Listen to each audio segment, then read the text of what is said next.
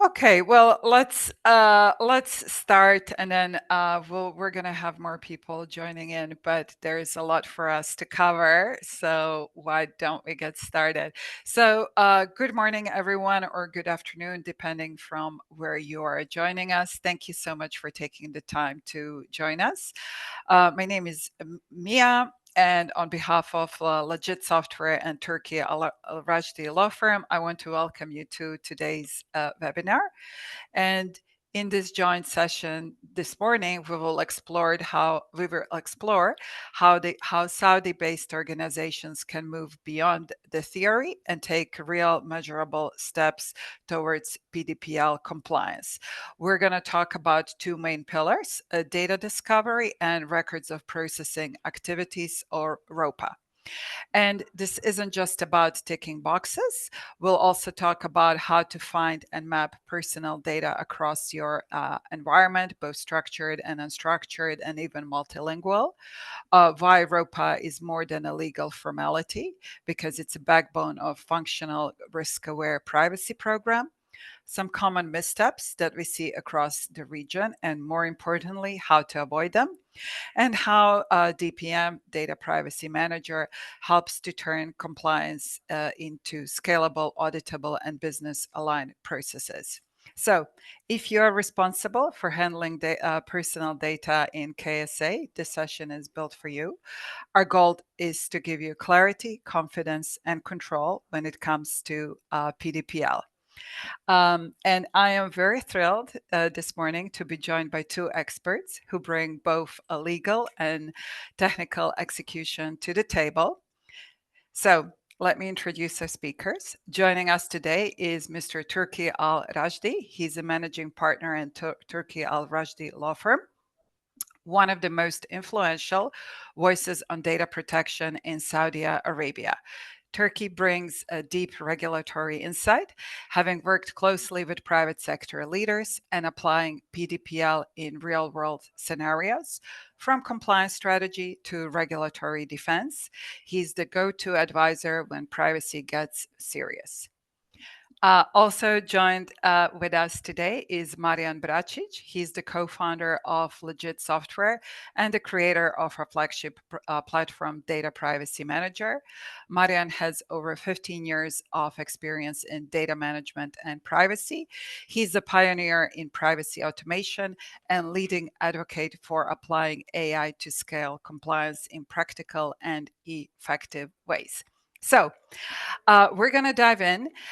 This is not your typical webinar. We're going to try and make this interactive. We're doing this to give you really practical insights into PDPL, something that you can actually apply in real life. So let us, and also if at any point you have any questions you would like to ask our esteemed panelist, please just raise your hand or type in the chat. We will do our best to answer them.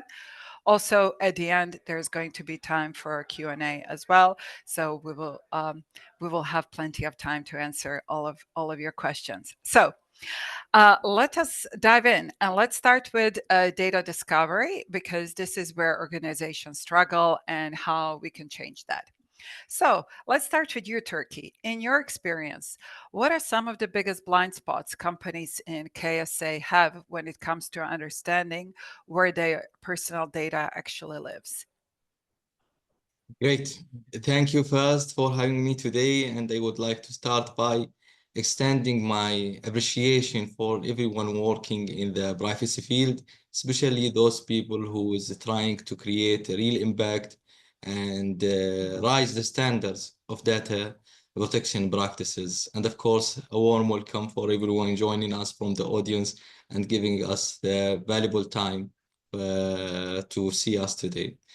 Regarding a planned zone for most of the organization across of Saudi Arabia, I can see most of the controller, they think usually when they start to be planning to comply with PDPL that their data, it's only in structure form, right? Like we just have employee data and the client data, and you you will find them all in in our HR system and in our CRM. But in reality, you will get surprised when you find that there are a lot of data, personal data in your organization, sometime in unstructured form. Like you will find it in Excel sheets, you will find it in emails, you will find it in SaaS application. So when we start usually with a client, we, you know, we think that they relying on us in our expertise. So we, in our from our perspective, we should ask also the right questions, right? So one of the scenarios came to my mind now. One of the clients was have the loyalty system. So when we start diving inside that system, we find that it's sending email with Excel sheet having ton of personal data of individual. So he was absolutely not aware about that. So it's something new came to the table. So something else like when you enter to the building, you will notice that there are a security who is having record all the visitors' information. So that also was not considered by the controller. I can see the bland zone usually is coming from the unstructured data that he usually not aware about. But for us as a people working in the privacy, trying to make our job easier, right? There are big exercise need to be done in the beginning, but trust me, that will make your journey in compliance become very easy, because at the end you want to answer three W's, what I like to say, which is what kind of personal data you are handling or processing, where is this personal data, and what is the purpose of processing this data. Once you have all of that in the place, you will start like doing the right compliance, building the right procedure, and even procedure for dealing with data subject access request. And Mhm. also you can have a great ROPA as well. But from my experience, I can say the most bland zone come usually from the data the client he don't expect that he have. That's really very insightful. Thank you, Turkey. To build on that, Marian, when we say data discovery, what does that mean practically? What are organizations perhaps missing if they are just relying on, your typical Excel spreadsheets or policy documents?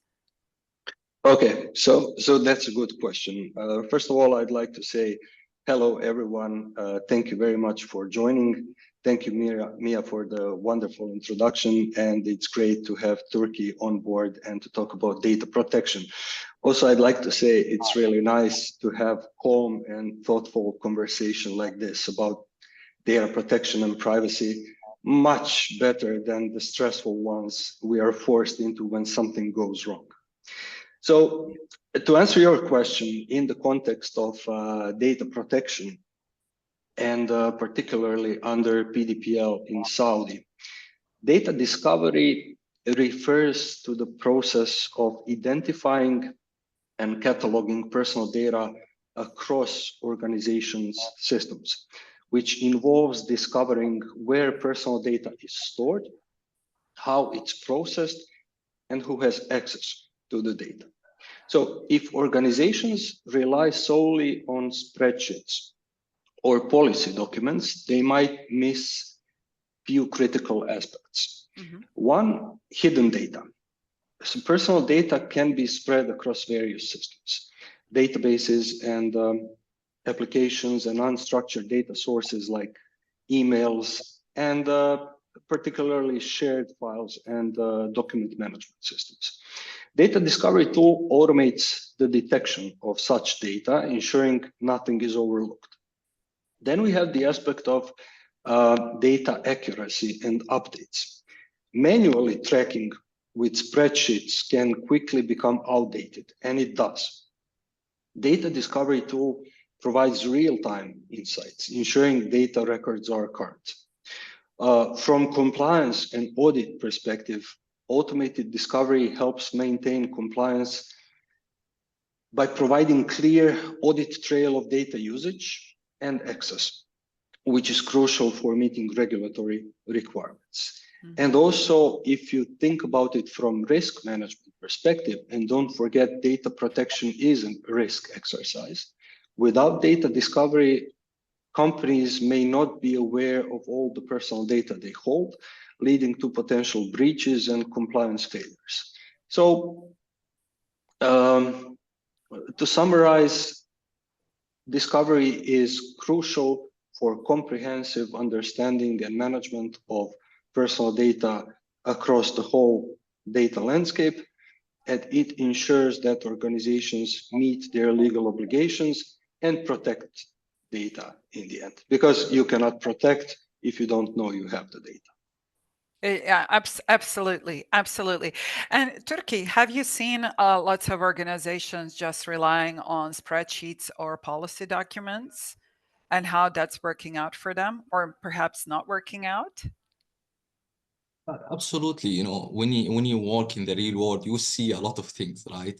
Applying the best practice is something everyone trying to achieve, but without the right guidance, sometimes it's things going wrong. As manager mentioned, you cannot protect something you don't know it Yeah. exists. So there are a lot of entities who's relying on the data that the stakeholders think it's only what they have, like what you mentioned, policies or a spreadsheet or something like that. But for from real world scenarios, I think asking the right people. For example, when we start meeting, you know, I always say, as a lawyers, as a professional working in the privacy, we are not magician, right?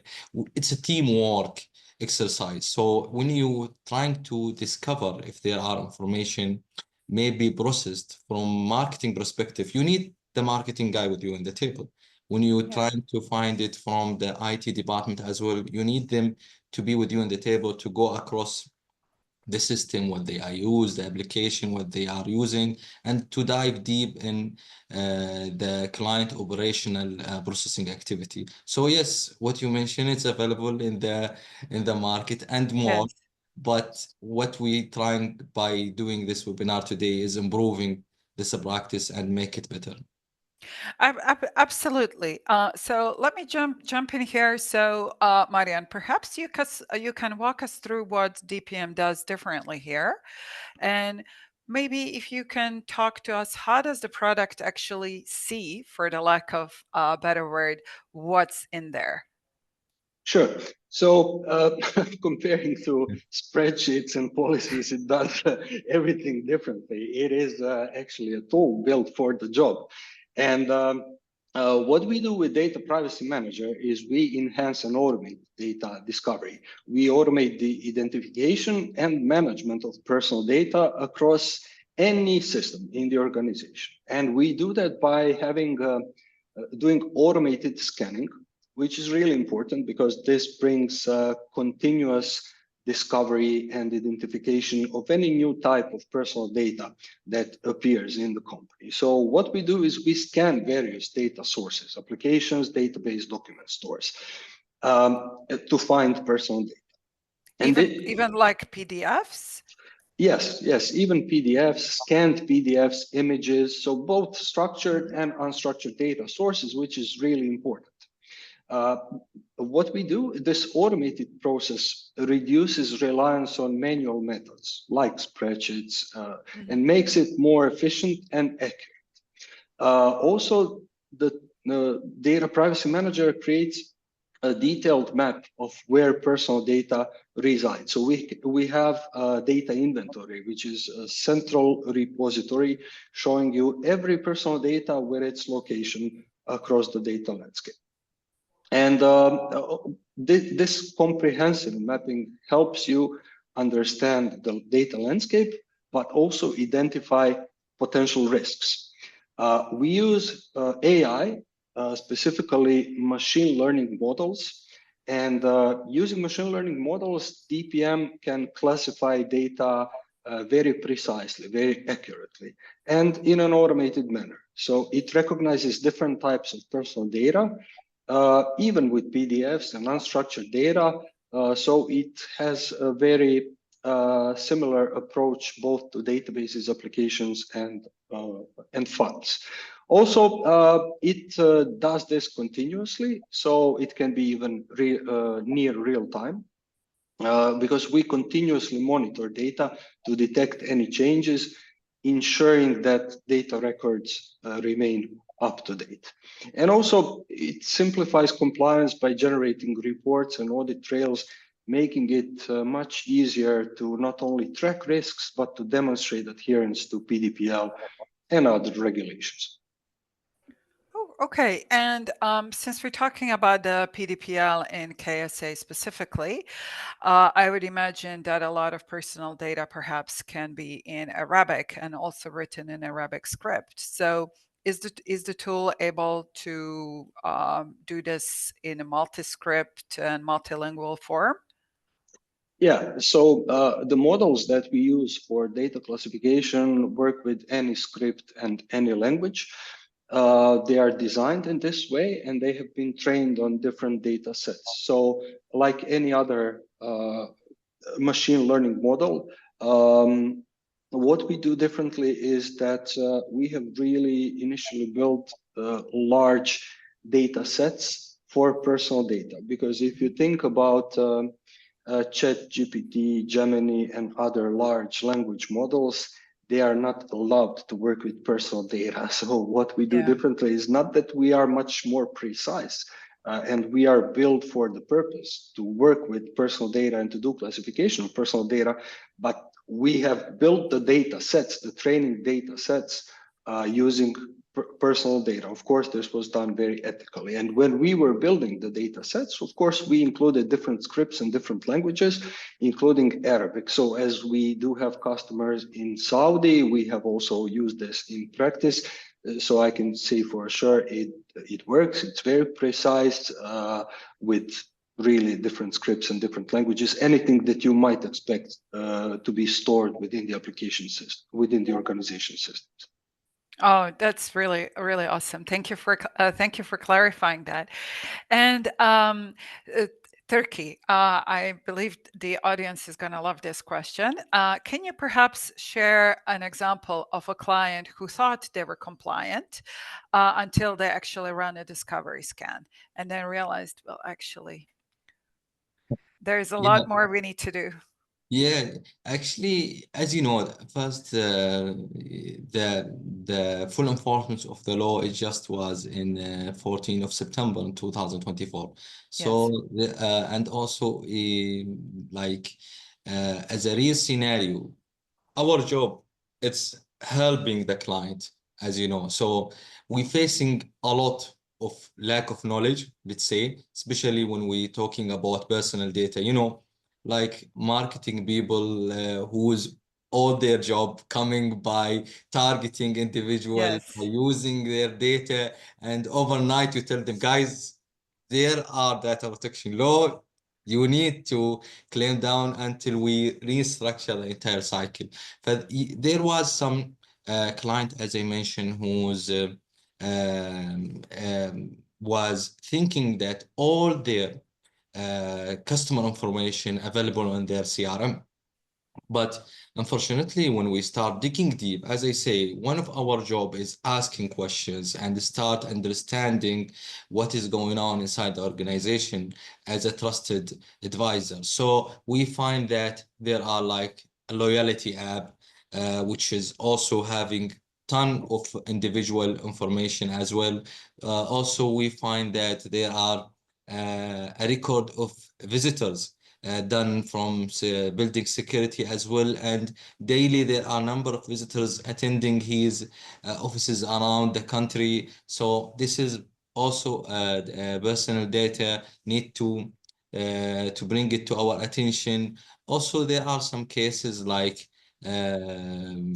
how we can say it, there are some client who is processing like candidate data. You know, yes, there are employee data, but if you have a recruitment portal, if you are always publish job opportunities, that means you are dealing with candidate data, which is a personal data, need to be processed with responsible way and with complying with data protection. But everything start, as Marijan say, with data discovery, because you cannot protect what you don't know it exists. And Yeah. also data discovery, it's the output from that task. It's having understanding for data life cycle inside the organization. So we can say, yes, there are a client who is not aware about the personal data, what they are processing, but our job to help them to do that. And data discovery is come before, like before policies, before procedures, before compliance itself. Once you have a clear image about the personal data around your organization, then you will have a very easy journey to achieve your compliance with PDPL. That's very helpful. And Mia, Yeah. if Yes. I can add onto what Turki said, Yeah. like as an example from practice, we had an urgent project which needed to be done, where we needed to do the data discovery and data mapping with records of processing activities, and it was for a bank where the great discovery of everything and surprise from their chief information officer came from realizing, once we did this, that the question was, oh, so we are sending data to Switzerland, Brazil, and US. Oh my God. How is this happening? And then Turkey already mentioned marketing. It's not that we don't like marketing. All of us need marketing, but Yes. they are just the usual suspects because they work fast. And today there is so much of these tools, even with the AI tools that we are seeing pop up every day. So you get this fear of missing out if you don't start using different things. But you really need to be careful from data protection perspective, because where is this data actually going? Where are we sending all this sensitive information? And doing the data discovery, understanding the systems and where the data is hosted, and mapping this with the records of processing activities really gives you this insight and builds a map, even from geographical perspective, where you are actually sending data as a company. So this is a real story, not made up story. Like in a matter of 2 weeks, they realized, oh my God, we are sending data all across the world. It's a big deal. Yeah, it's a huge deal, like especially in KSA. I mean, it's a big Absolutely. no-no. Yes. So no, that's super helpful. And Marian, one of the questions we have from the audience is, how does the tool identify personal data? Does it use predefined patterns, dictionaries, ML, or a combination? Yes, so it can use a combination. So we try to make it by default to be fully automated, and by default it uses machine learning models. That means that the models use the data either in databases or the data in the documents, and actually automatically classifies the type of personal data in the context. So by doing the natural language processing and named entity recognition, machine learning models are doing that. If there are any specificities in the data, like specific formats of numbers that represent personal data, we can augment with using, say, regular expressions and rules. So by default, just machine learning, but there is configuration part where you can augment and make it use not just machine learning, but also the regular expressions and rules. That's very, very helpful. Thank you. We also have, let me just make sure that I'm getting all the questions. Hang on. We also have a question. What about handwritten documents containing PII? Handwritten. So what we do is we do for any document that we find, we will scan it and we will do the OCR. OCR is the process of transforming images, so like the scanned document, into the text. Now, this is a process where if the quality of the scan of the document is like at some average, normal, or high level, for sure, the OCR machine will be able to transform that into text, and we will be able to find personal data. If the quality of the document is really bad, and if it's something that you couldn't do by yourself using your eyes and your intelligence, then the machine most probably won't be able to recognize personal data. But really, if you think about it, there isn't a large volume of manual handwritten documents. So if there is, we can talk about it later on. If anyone has this kind of situation, get in touch and we can discuss how to manage that as well. Oh, fantastic. Sorry, the audience is very engaged, so a lot more questions coming in. Privacy awareness is very important for the support from the marketing, procurement, HR, sales department, legal, and other departments. So can you explain how is DPM helping there? Sure. So when we specifically when we talk about records of processing activities and the maintenance of the privacy program management, I think this we'll have time to talk about that. What we do with DPM is we try to help the company not be have a centralized privacy governance model. What centralized privacy governance model in practice means is that you have the DPO, and the DPO is the only person in the company with obligations, who understands the data protection regulation and requirements, and is the only person who in charge of actually making sure that you have your records of processing activities in place, that you have done the data discovery, and that you are in line with the regulation. Instead, what we do with DPM is we build a workflow and we delegate tasks to other departments, such as procurement, HR, and sales department. So they have easy to understand tasks, but still they do have tasks and responsibilities, because they are the only ones who really know in real time what they are doing with personal data. And in this case, we want to transform the company from a centralized privacy governance model to a decentralized privacy governance model, where DPO is more like a controlling and monitoring role, helping everybody do their job, but also other people have responsibilities when it comes to data protection. Mm-hmm. Please allow me to add something in this Yes. also regarding the questions, which is very, very important questions. You know, as I mentioned always, as a privacy professionals, you should not work alone. You know, you need the other department engagement. Actually, they are a prime part from the privacy compliance project. So awareness training is something required even by the PDPL itself, because as you know, there are a technical and organizational and security measurement required to be done. And I think from my perspective is the most important one, it's awareness training. So it's not only awareness training is required, it's also a rule-based training required as well. So marketing, HR, procurement department, and other department who is engaged closely with personal data, and you expect some risk from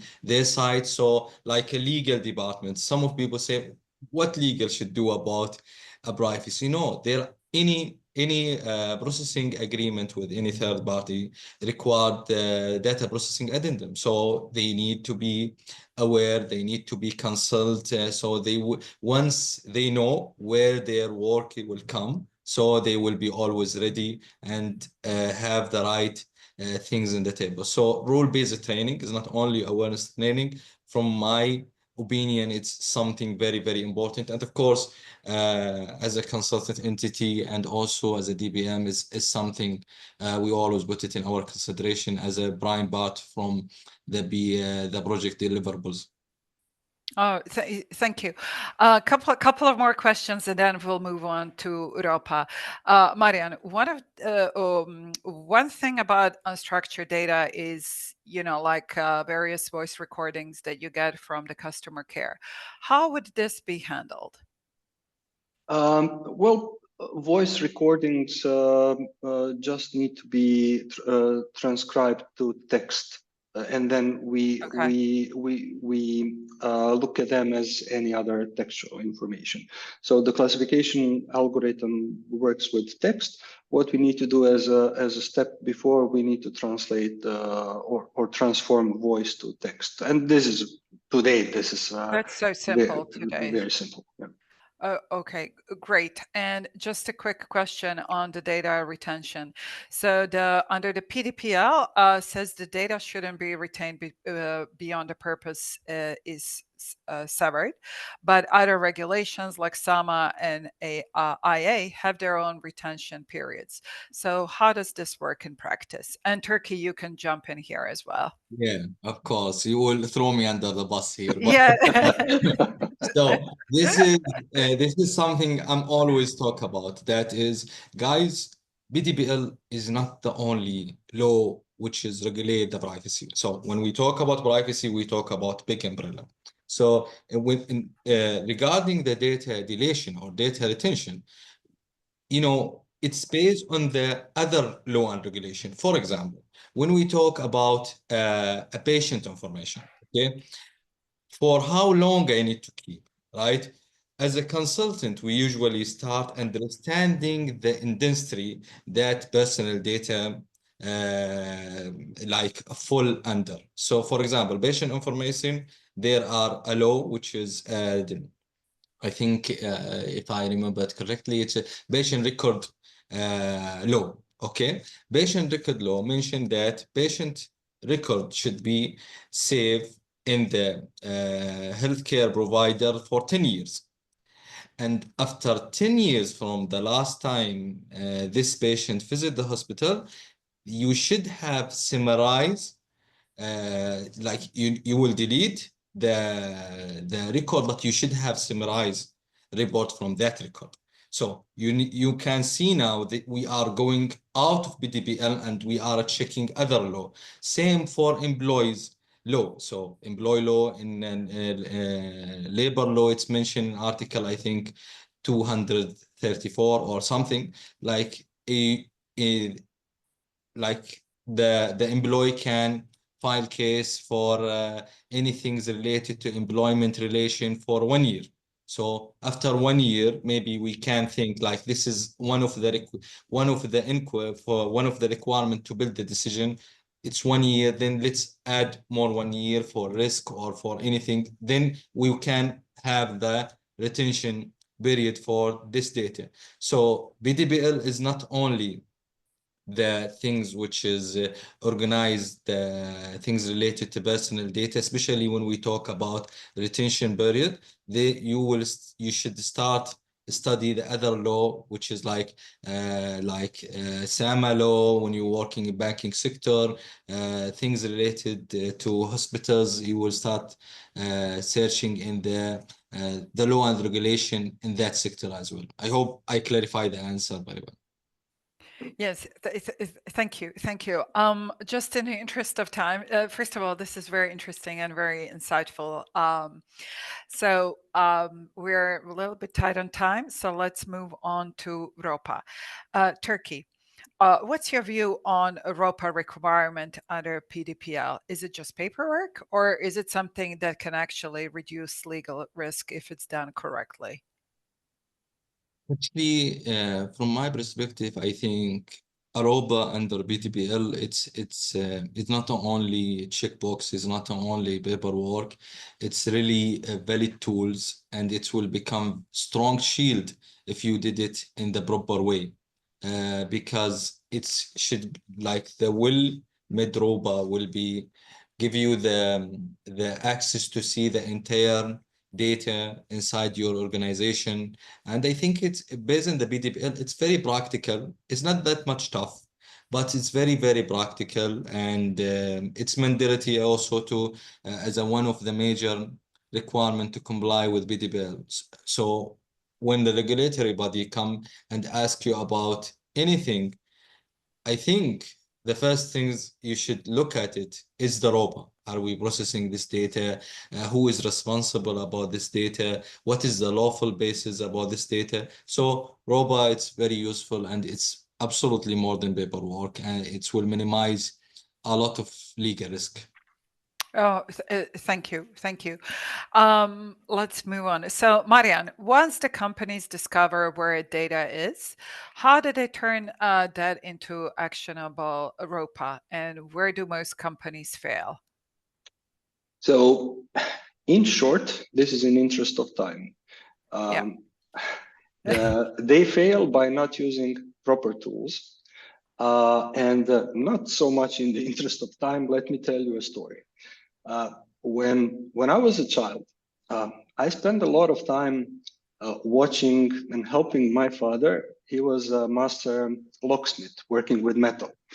And I was always amazed how he can take such tough and rigid material and transform it into beautiful shapes and objects. And I often wondered how he managed to bend and mold the metal so perfectly. And one day he explained to me that the secret was in having the right tools. And he showed me how each tool works and has a specific purpose. And with the proper equipment, even the toughest metal can be shaped into something beautiful. And this thing remained with me, and it reminds me of an old saying, which goes something like, if the only tool you have is a hammer, every problem starts looking like a nail. So my I father love that. taught me that having the right tool for the job is crucial. And when I think about people in the company and privacy professionals, everybody has Excel sheet.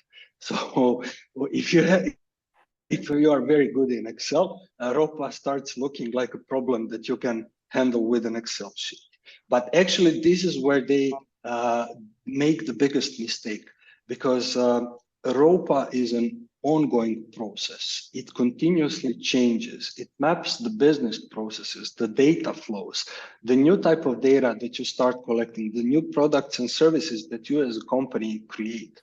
So ROPA is something living, and to actually solve the records of processing activities in a way that you have this delegated tasks, that you have marketing make sure that they keep their records up to date, HR keep their records up to date, and everything is accurate because it needs to be accurate, then you got to have the proper tool.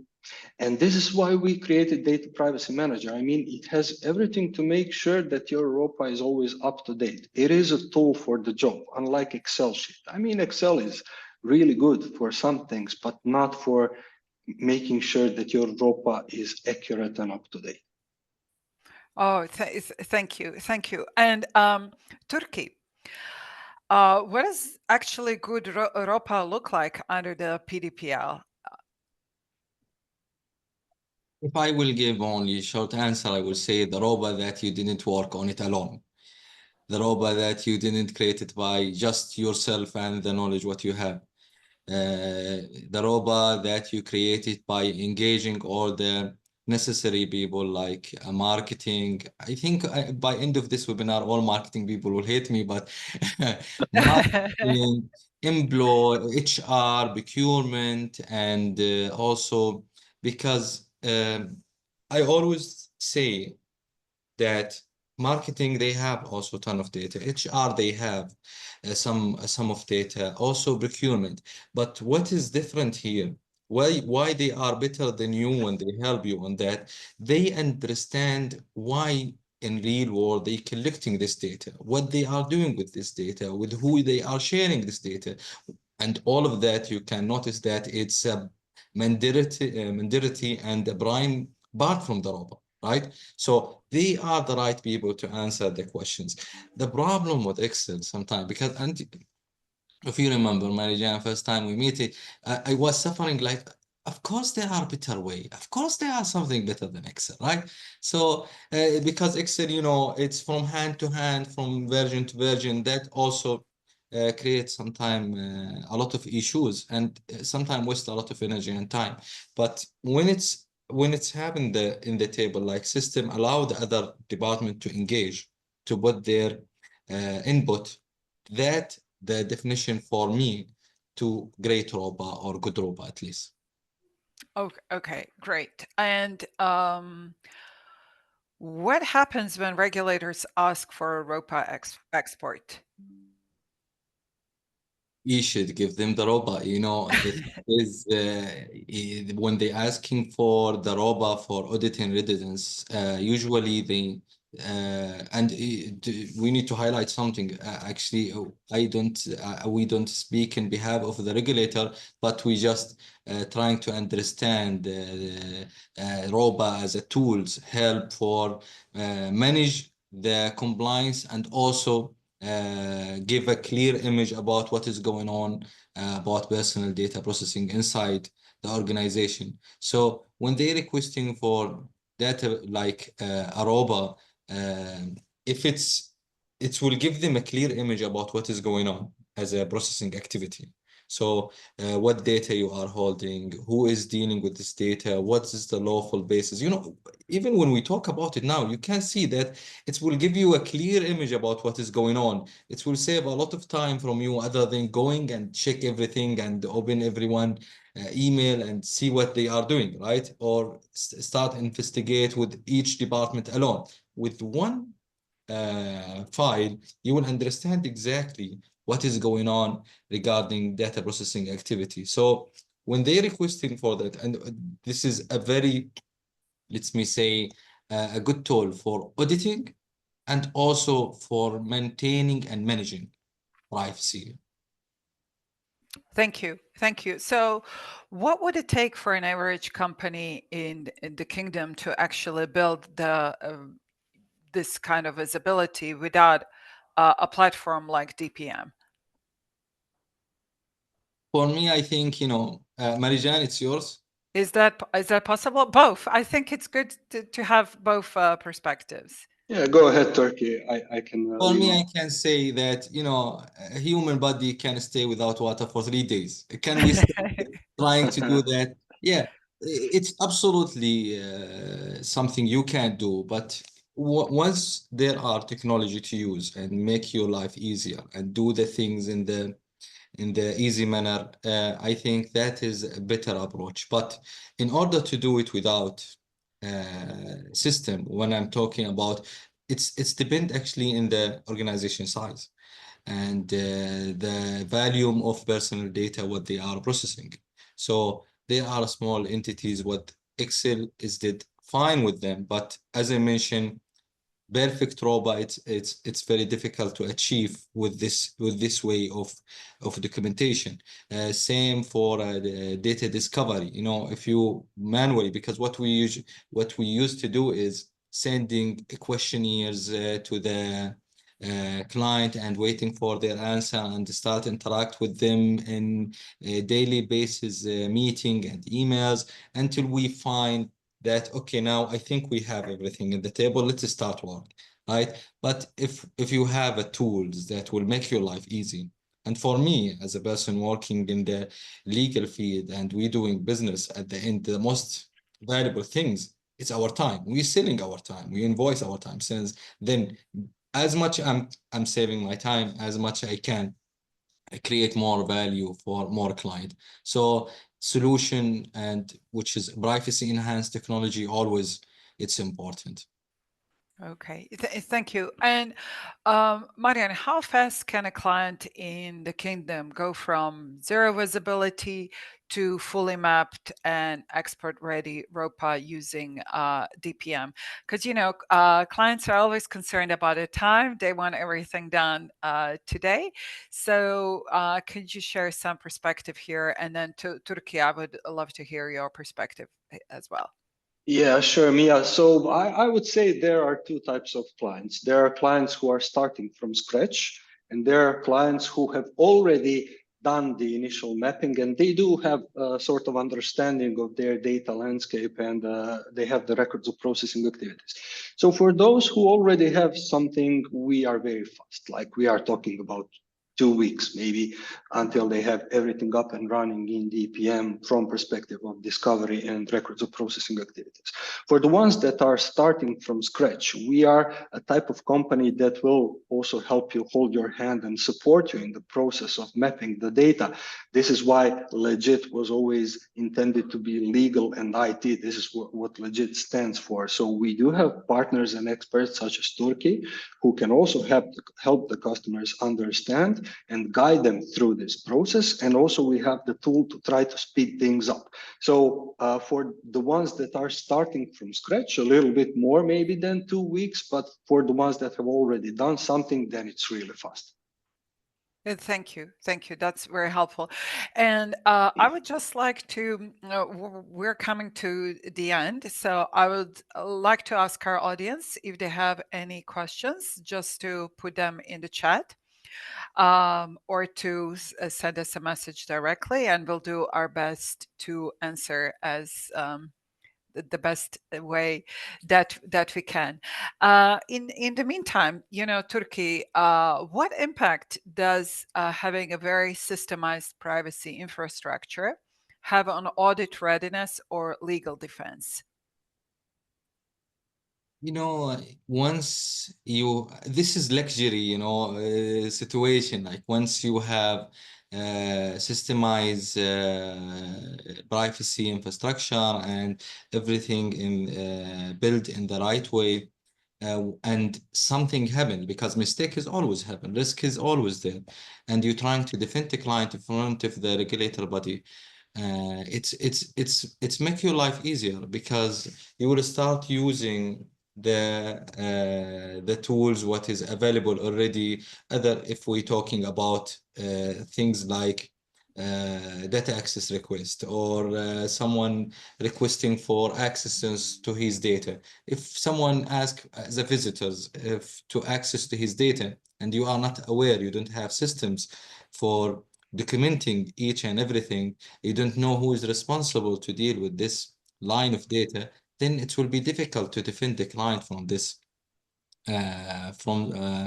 like having this scenario. But once everything is systemized, everything is very clear, then you just trying to explain for the body regulator by evidence, and absolutely the main target of the regulator body, it's protecting individual data. And this is also our target as a people working in this field. At the end, we really have responsibility to protect the personal data and use the personal data with responsibility.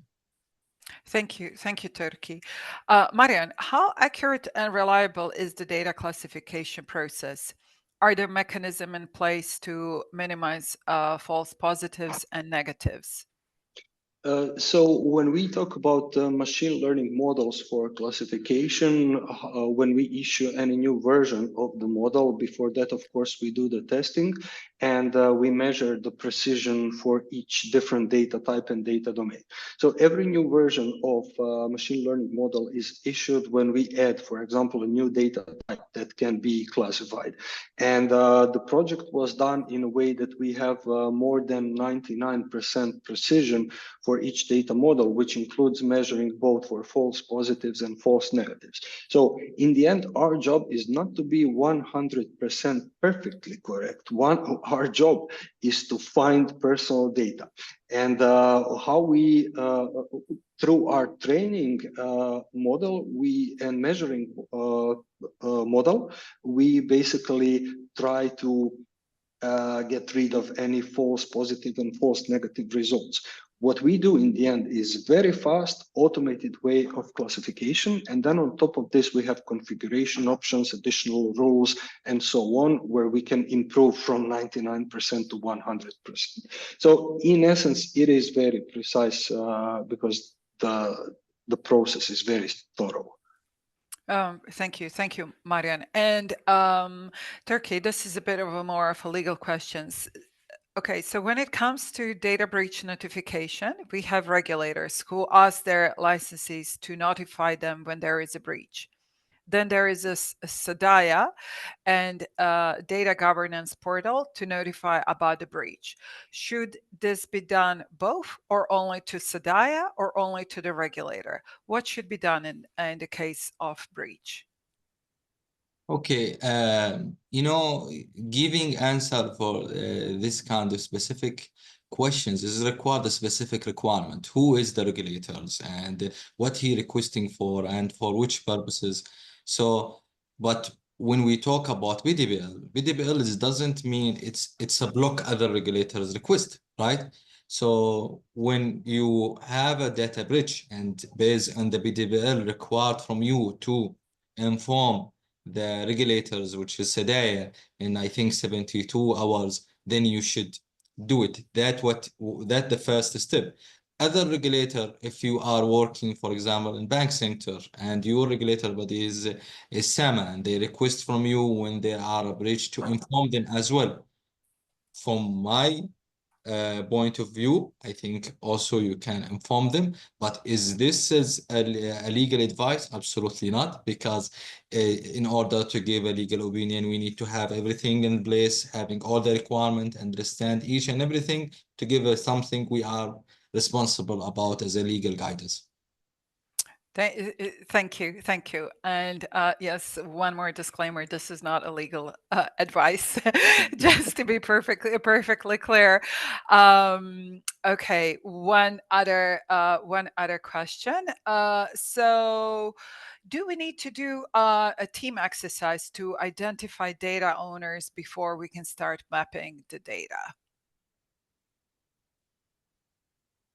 Okay, Marjan, that's yours or me? I would say that's a question not only from data protection perspective, but also from wider data governance perspective. I think it cannot harm to do this exercise of understanding who are the owners of data. Also, each technical asset, who is in charge, who is managing the systems, who has access, and who is responsible for any changes in the business processes. So I would say yes, this is a team exercise. Even if there weren't any data protection regulation, this is something you should know because you want to use the data, monitor the data, govern the data. In the end, you want to protect the data. So in short, for sure, a team exercise you should do as soon as possible. Great. That's super helpful. And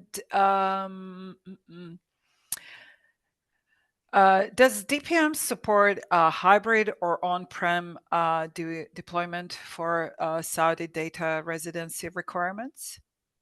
It supports any type of deployment. Of course, you need to take into account the localization requirements. So either to have it in a self-hosted environment, on-premise, on the infrastructure of the company, or in a private cloud, or basically if we are using SaaS, then the cloud data hosting needs to be within the KSA. But all the options are possible. Great, thank you. And how long does the implementation typically take? And does the IT department from the clients, and do they need to be involved in installation of DPM and data discovery? We require minimal involvement from the IT department for sure. When we are talking about self-hosted installation, then they need to prepare the infrastructure where the data privacy manager will be hosted and configure the security part. But other than that, we don't really need the IT department for configuring and actually setting up the workflows and importing the data into DPM. We have a professional services team that helps every organization get up and running as soon as possible with DPM. So we are not the type of vendor which will just leave you alone with an empty software and say, well, guys, now you have the software, it's on you. No, we are here to help you. We are here. What we want to do is we want you to have value and to use the software as soon as possible. And for that, basically our professional services team will help you import the data, set up and configure the workflows, and get you up and running as soon as possible. So we are talking, again, we are talking about few weeks typically to set everything up. Okay, that's really quick. And do we have some kind of tools to basically help clients figure out what they need to do first? Because this is such a complex and a huge topic. I mean, I always get asked, where do I even start? Yeah, so one of the things that we do very often before we even start implementing the software is we do this very quick exercise with the customer called the state of privacy assessment. The assessment in which we have a few workshops, analyze their existing documentation, and provide a maturity level report showing them an objective insight into their current posture, current state of privacy, recommendations for improvement, and the roadmap for automation. And this roadmap for automation, in a way, is a plan, a project plan, a long-term plan to implement different modules and different capabilities of the software to help them build a long-lasting, robust privacy program. Thank you. Okay, so what is the frequency of scanning for personal data within the data repositories to maintain an updated data inventory? And how does this possibly impact any performance? Oh, you won't believe my answer. It depends. so, so really for structured data, relational databases, it doesn't have to be so frequent. We don't have to do it every day. It's enough to do it on weekends because the business processes and structures of data in databases do not change as often. But if we do talk about non-productional data, and if we talk about many developers that actually take data from productional systems and you get personal data popping up here and there in different databases, then we can do it every day. For unstructured data, where you have a lot of documents being created, scans, emails, shared folders, we should do it more often. Every new scan will scan only the new and modified documents, and on daily basis, you will get this information about any new type of personal data being processed within the data landscape. So we try to do it as often as possible, but not to overload the productional systems. Thank you. We still actually have a number of questions. Please check the chat because I don't think we can answer all of them in the time allotted. There is an email address there. Feel free to contact us. We'll do our best to help you. So just one more question. Does the tool have the capabilities of data classification as prescribed in NDMO's data management and personal data protection standard, other than the personal and sensitive personal data classification? Turki, do you want to take that? Yeah, I think just to make it clear, the classification, what you talk about, it's about NDMO classification, which is for public entity. It's for I think it's for public and internal and confidential and sensitive. Just to clarify this part of questions. Yeah. So the NDMO program is a bit wider than the privacy thing. With our classification, we are focused on personal data. So we can add with additional regular expressions and rule, we can expand the scope of data being classified, but the machine learning part, the fully automated part, does personal data classification. Excellent. Well, thank you so much, everybody. Thank you for your time, for coming. I'm sorry we didn't get to go through all the questions. As mentioned, legit@legit.eu. Please email us. We'll be happy to help you.